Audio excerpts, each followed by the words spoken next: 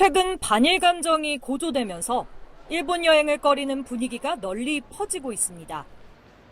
저는 작년 1월인가 2월 달에 오사카로 갔었는데 그때는 그런 일본에 대한 반감이 없었으니까 재밌게 놀다 왔는데 올해 같은 경우에는 이제 저는 안 가려는 쪽이에요. 실제로 지난달 중하순 우리나라의 일본 여행객은 전년 대비 13.4% 줄었습니다. 대신 휴가철을 맞아 국내 피서지를 찾는 여행객이 늘어나고 있는 추세지만 바가지 요금 때문에 안 좋은 기억만 남겼다는 이들이 많습니다. 대표적인 국내 관광지로 꼽히는 강릉시 홈페이지에는 이달 들어 바가지 요금에 대한 불만을 터뜨리는 민원글이 이어지고 있습니다. 1박에 25만 원인 숙소를 예약했는데 현장에서는 33만 원을 냈다며 그 외에도 부수적인 요금 추가로 휴가를 망쳤다는 내용의 글이 화제를 모았습니다. 실제로 기자가 실시간 온라인 예약이 가능한 강원도 지역 펜션을 조사해보니 8월 성수기 요금은 평소 요금의 최대 3배까지 치솟았습니다.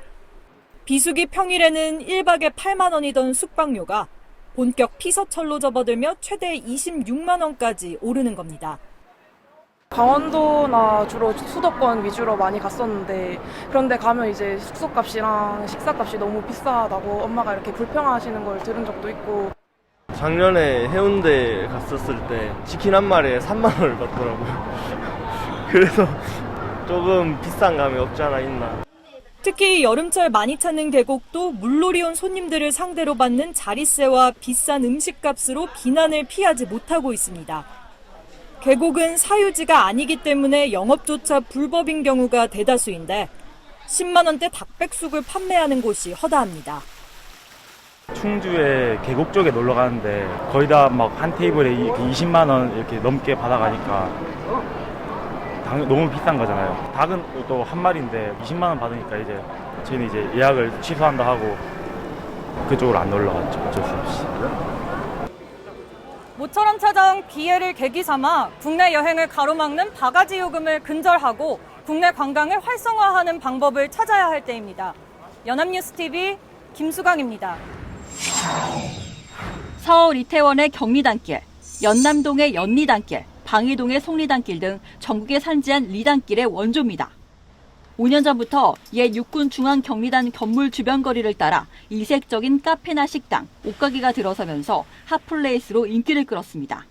그런데 현재는 개성을 잃고 획일화된 모습에 임대료 상승이 겹치면서 빈점포가 크게 늘었습니다.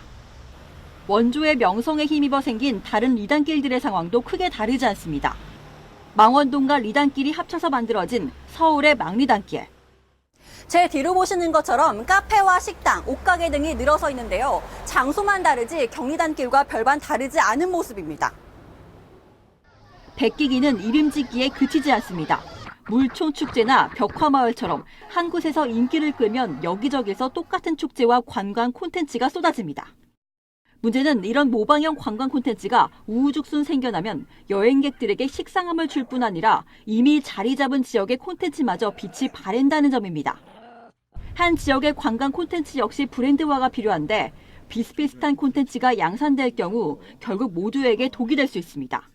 좋은 정책을 하나 발굴하면은 그 옆에 있는 또 다른 지방자치단체에서 그 정책을 그대로 카피해가는 경우가 상당히 많았었어요.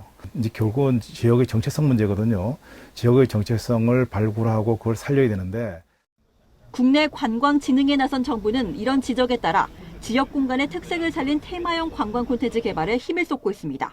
오래된 차도를 공원화시켜서 시민들을 걸을 수 있는 공간으로 바꾼다거나 아니면은 그 석유 비축을 했던 탱크들을 문화 공간으로 탈바꿈시킨다든지. 국내 여행에 대한 관심이 어느 때보다 높아진 상황.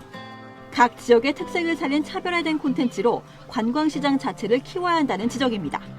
연합뉴스TV 이진우입니다. 밤낮 없이 뛰고 내리는 항공기로 쉴 새 없는 제주공항. 연간 1,500만 명의 관광객이 찾는 제주도를 하늘길로 오려면 모두 이곳을 거쳐야 하다 보니 포화 문제는 오랫동안 지적돼 왔습니다. 매년 2,900만 명 이상의 이용객이 드나드는 만성 포화 상태입니다. 추석이나 설 연휴에는 1분 3초에 한 대꼴로 항공기가 뜨고 내리고 있습니다. 정부는 2025년까지 제2공항을 만들겠다는 계획이지만 반대 목소리가 높아 험로를 걷고 있습니다.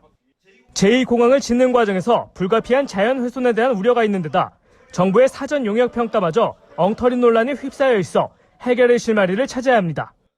전략 환경 영향 평가의 취지와 기능에 비추어 볼 때 근본적으로 계획의 적정성과 입지 타당성에 대한 검토가 사실상 누락된 것으로 볼 수밖에 없다.